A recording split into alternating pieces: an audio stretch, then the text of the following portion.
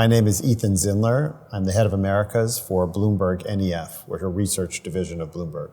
What do you do and what do you research? So I focus on trying to understand what's going on in the energy markets across the Americas, specifically as it pertains to the new energy technologies that have come along and are changing how we produce energy, how we consume energy, how we even think about energy in some cases. So what's changed in the last 20 years in the attitudes of the generators and the utilities that bring the energy to the public? Good question. So a lot has changed in the last 20 years. First of all, just in terms of the technologies that are available to the generators, and if we're talking about generators, the big generators, the sort of palette of available technologies has widened. In particular, we see renewable energy technologies that are more viable from a cost perspective in the U.S., specifically wind and solar are probably the ones that get the most attention. But we're seeing also some other things like geothermal and biomass in some occasions are also quite cost competitive in the right types of situations. The other big thing that's changed is just the use of natural gas in the U.S. It's just absolutely exploded. And that's taken a lot of shapes and forms, but in the terms of the generators, it's meant a lot more large-scale plants that burn gas, turn turbines, and generate electricity. And what's happened to coal?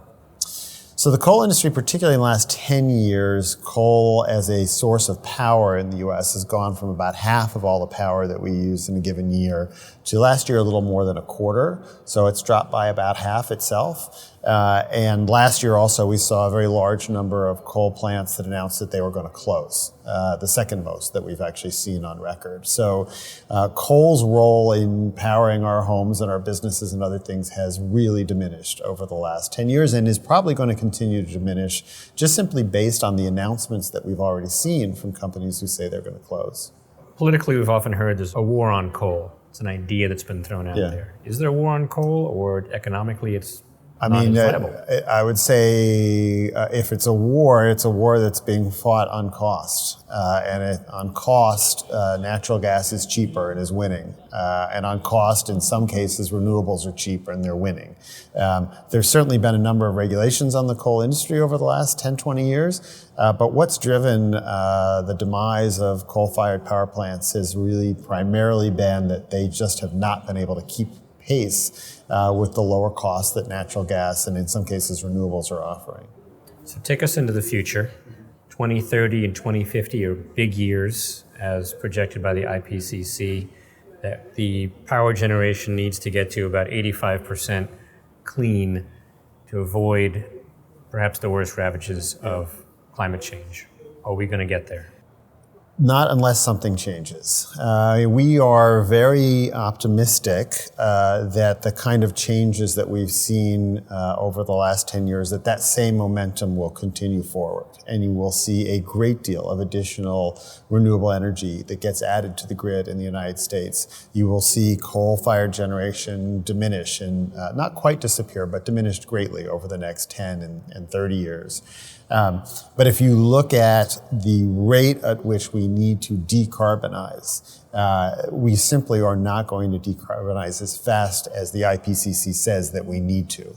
And so the technologies are wonderful and they're making enormous progress. And by the way, batteries are going to come along with all of that. But unless you have more aggressive policy making, you don't actually cut CO2 emissions sufficiently from the power sector and from the economy overall to basically have the U.S. make its contributions to reducing CO2 emissions. So what's the biggest obstacle? Is it financing? Is it consumer demand? Is it government regulation? Is it the will or desires of the power companies? What's standing in the way? Well, I mean, look, the transition will take place because of economics, and it will happen. The question is, what can you do to accelerate it in some kind of way? And so that requires policy, and that requires collaboration, and there's a lot of political angles on all of that.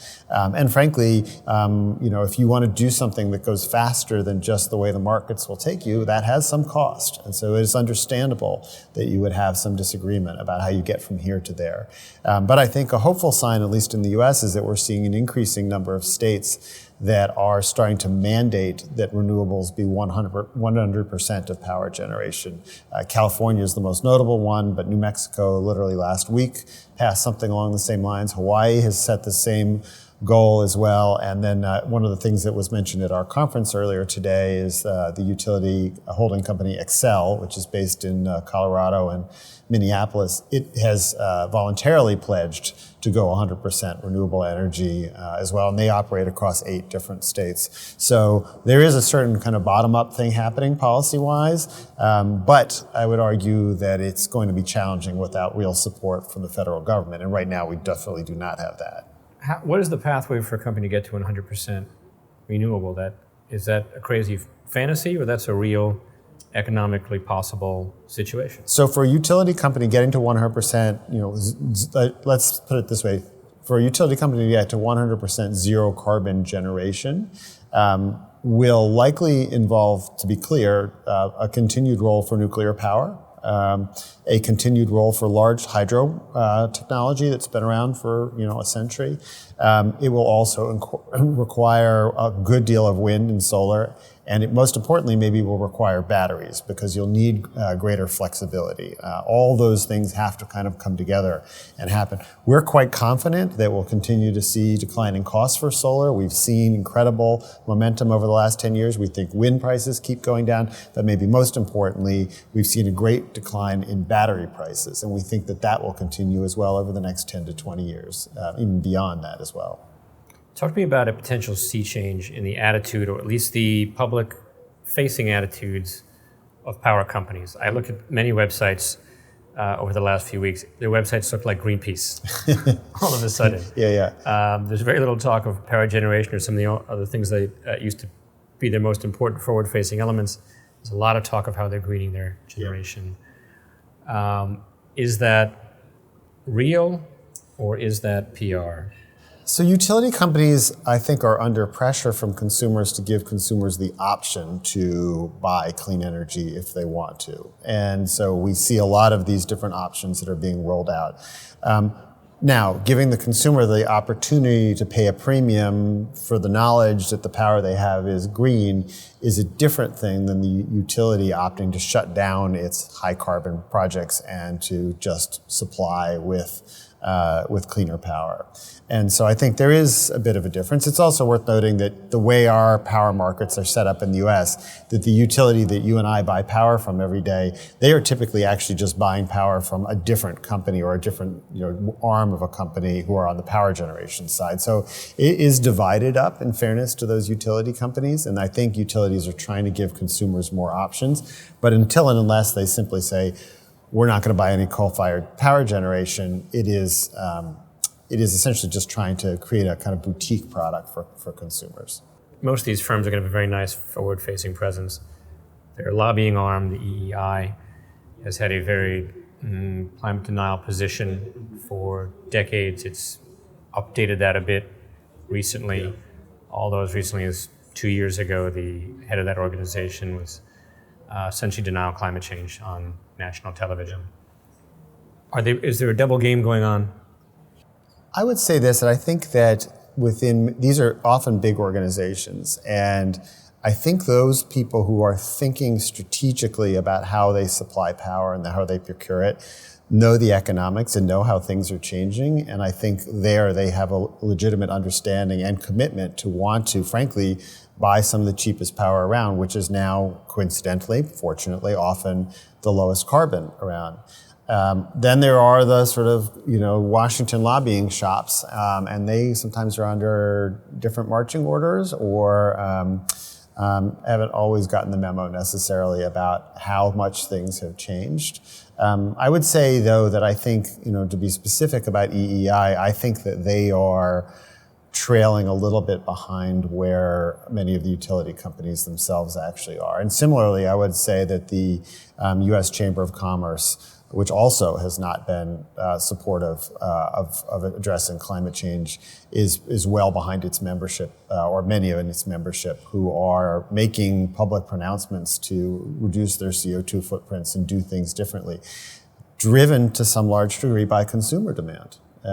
So I think there's sometimes things are a little out of sync. All right, tell us the positive side of this story. Get me excited about new technology, prices dropping. I read last week Germany had 75% clean energy generation just last week, which sounds like a science fiction movie, but it was real. Tell me what's really possible. Well, what's really possible, and we're seeing already, are countries like Costa Rica and others that are basically 100%, zero carbon energy already. And certainly there are countries that, because they have an enormous amount of large hydro generation, are already, the vast majority of what they produces zero carbon. Countries like Brazil and parts of Canada as well. So, we have parts of the world that on the power generation side is already clean. That's sort of the good news. In the short run. I think the longer term good news and why we feel very positive is that we have seen real progress on these technologies driven by economies of scale. In other words, it's not that I have some sort of magical belief that we're going to have a great breakthrough in some new technology. I just simply know that if you continue to double the amount of solar that's installed, the price falls by a certain percentage. We've seen that over the last 30 years. And with batteries, we've seen battery prices decline already by about 85% over the last 7 or 8 years.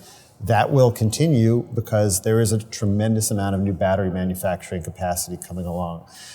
There are a number of countries around the world, but most notably China, that see this energy evolution or revolution, whatever you want to call it, as the great economic opportunity of the 21st century, and they are investing and they're adding scale. And so that all bodes very well for prices going forward and makes us feel very positive. And that's not even taking into account like any kind of wacky, technology breakthrough that could happen on some technology that we don't foresee. That's actually, I think, kind of a conservative view that we have about where the world is going. There is the possibility that something else will come along and blow us all away, hopefully, but we'll see. So when you see something like the Green New Deal being proposed and then being essentially denigrated as an absolute fantasy, just speaking about the energy side of that proposal, there's lots of other things in it.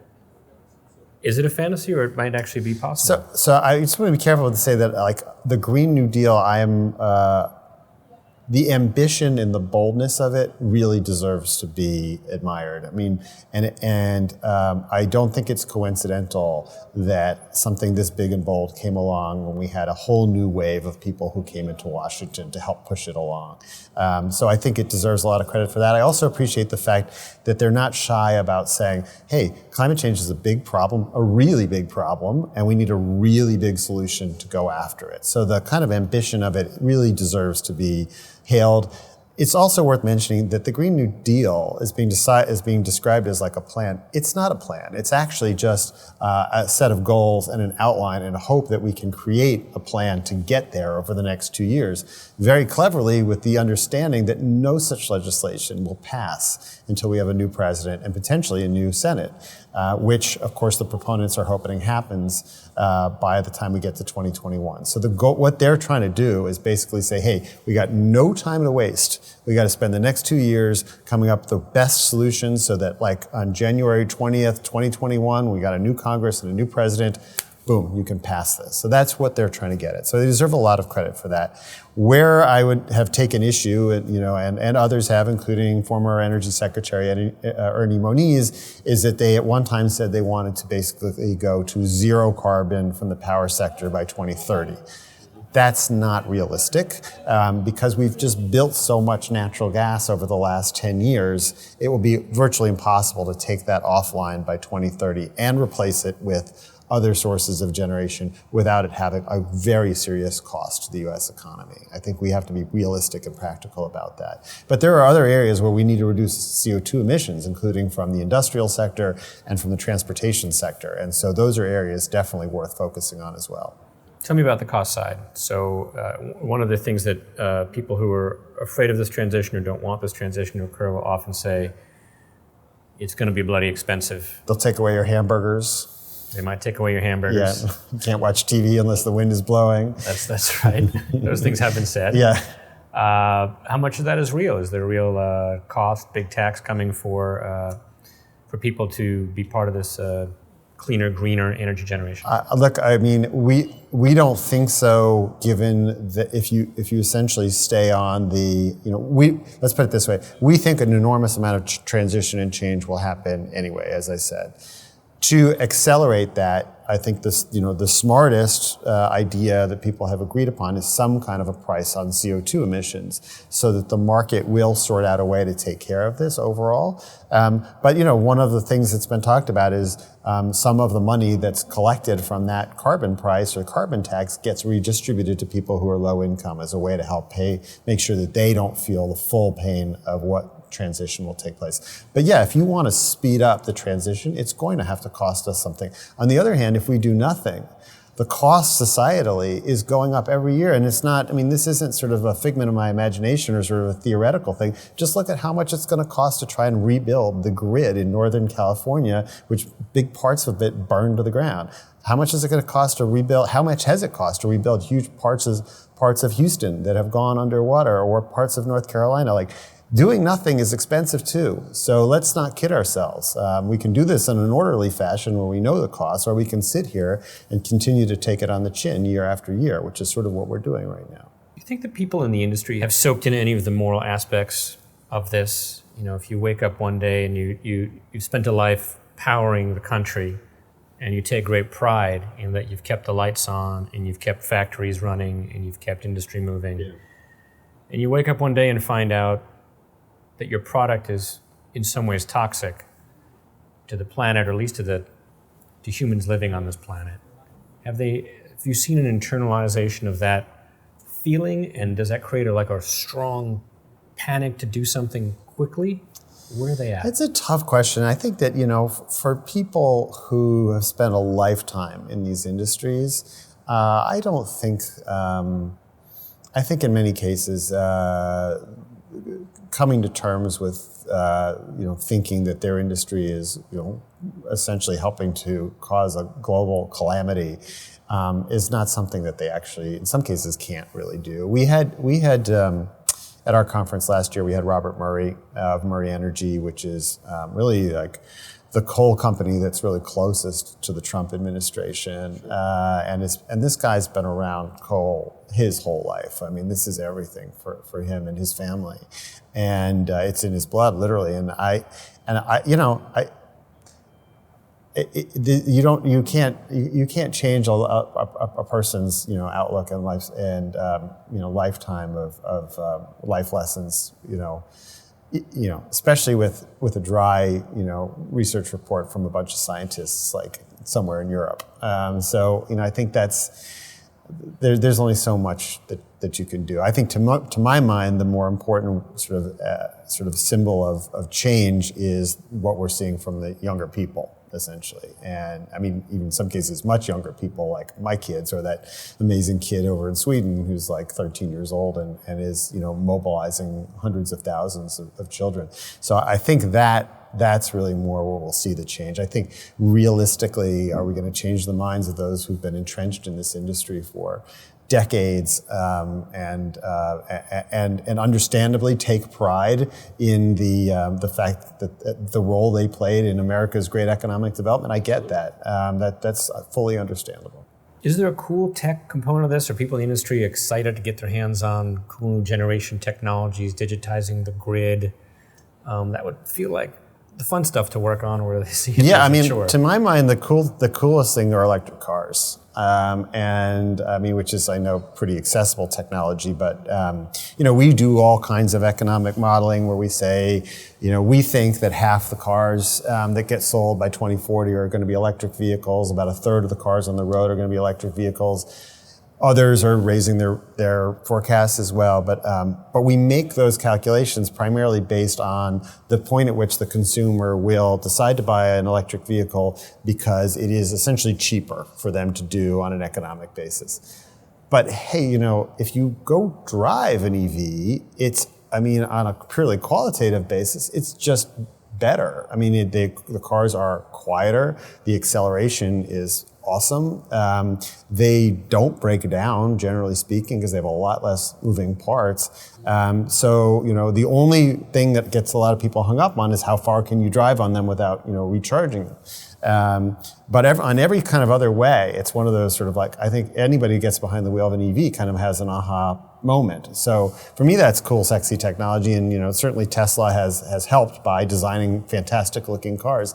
But I drive a boxy, nerdy, Nissan Leaf, which I joke is the energy industry analyst's Tesla, and the car performs like a dream. Though it's great. I mean, it has got terrific acceleration. So, to my mind, that's a technology that could capture a lot of people's imagination, which I think would be good because, as I think one of the panelists mentioned earlier today during the conference, electricity that comes into our home is actually fairly undifferentiated. A kilowatt hour is a kilowatt hour. We just want to know that the lights turn on, right? This is technology you can look and feel and use that can change your life in some kind of way.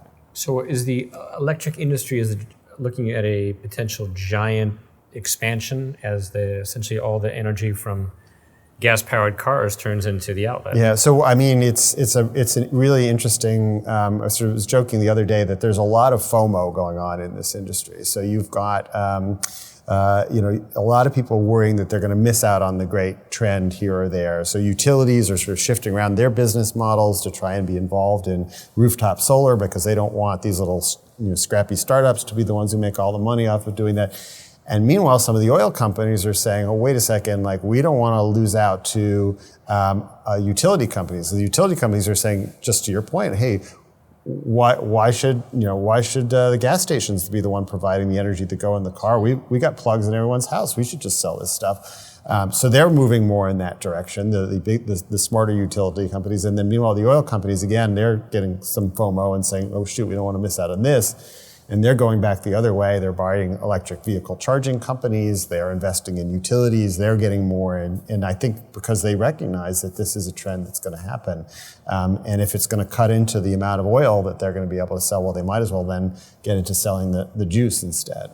So Ralph Izzo was in here earlier talking about efficiency as part of his vision for how we're going to get to a cleaner future. But it strikes me that the opposite of efficiency may be coming to us, where giant spikes in demand will hit these grids. So we're fairly sanguine about that because of two things. So one, because there's we've seen over time that in the wealthiest countries, the ability to improve energy efficiency is really high. I mean, in the US, we're actually still kind of just getting started. We still have like millions of light bulbs, for instance, that need to be swapped out over to compact fluorescent or to LEDs, and that's going to help reduce, just as a simple example. So we overall actually think that if you took away electric vehicles as a factor, that basically demand for electricity in the US would do this, and then it would actually go down as you look out towards 2040, 2050.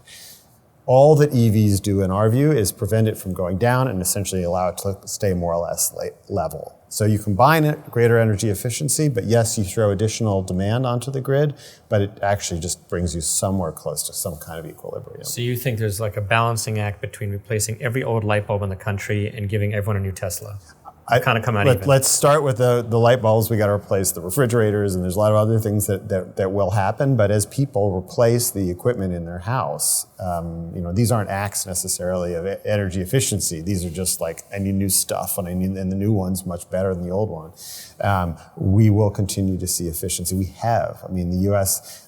Demand for electricity in the U.S. over the last 10 years has not really grown, and we all focus on the fact that we all have 12 different screens that we're operating in our house. But actually, demand for electricity has been flat, and that's actually not great for the utility sector, but it is pretty good for emissions. Tell us about the tale of different countries developing at different rates, and how some of the world might be cleaning up their act faster than the others. So there's really, in my mind, essentially countries can fall into sort of three different categories. One, there's the wealthiest nations like ours, who have the economic means to make a difference and change. There are the sort of very rapidly growing countries that are pushing up towards much higher levels of wealth, but are still certainly developing countries, namely India, but also China. And they've added a tremendous amount of coal in the last 5 years, and those countries are going to be very hard to decarbonize going forward. And then there's this very large group of countries that are much less developed. Sub-Saharan African countries, some countries in Southeast Asia, some in Latin America that are middle income. Those countries have a long way to go, and they also, in some cases, have serious energy access issues. We have about 1.5 billion people without really any access to energy at all, and that's one of the great challenges I think we all face. What I'm very hopeful about is that it actually economically, to add energy access for those people, doing so through renewables is actually the cheapest option, mainly because you can do solar on a very distributed basis. If you think about where a lot of those folks live, yes, many of them are in cities, but many of them are far-flung communities. It's just simply cheaper to go out and put a bunch of solar on roofs or to build a mini-grid system and pair it with a battery than it is to build large trunk lines, large transmission lines that go out to those locations. And so as a result, we think that those folks come online primarily through new energy technologies. Super interested in that idea, this leapfrogging over old energy. And do you think that there's just some massive opportunity in companies going mini-grid facilitators in Africa? That's kind of a cool idea. Yeah, I mean, some of the folks here at our conference, some of the biggest companies that are in either energy equipment providing or energy service providing, like a Siemens or a Schneider Electric or some of these others, Johnson Controls, they are very interested in being involved in how so-called mini-grids evolve. There's also a whole slew of very cool little startup companies that are even on a more basic level will show up and essentially sell you a system that is, a panel about that big, a battery, and some places to plug in your phone or your fan and whatever. And that may not sound like much, but if you've got nothing and you have to walk 1.5 miles to go charge your phone, because most folks now, or many folks in the developing world now, do have phones, but they go and pay $1 or $2 to charge their phone from the local kiosk. These can be life-changing kind of things, and we're seeing more and more of it happen. So that stuff is amazing and very exciting because it obviously addresses two the issues: climate change, but also energy access. That sounds like a really cool kind of startup to work. Yeah, those companies are awesome. They're amazing. They're having many of them. There's so many different kind of business models are being tried, and I think one of the challenges is that they have a profit imperative and they're trying to make it work, but they're operating obviously with people who are so at the margins that that you could argue they should be more in the sort of like impact investing or the philanthropic area or whatever. So that finding the right model for how that all works is still being kind of sorted out, but the technology is there, and you can drop a $40 or $50 solar lantern in somebody's house and really make a big difference.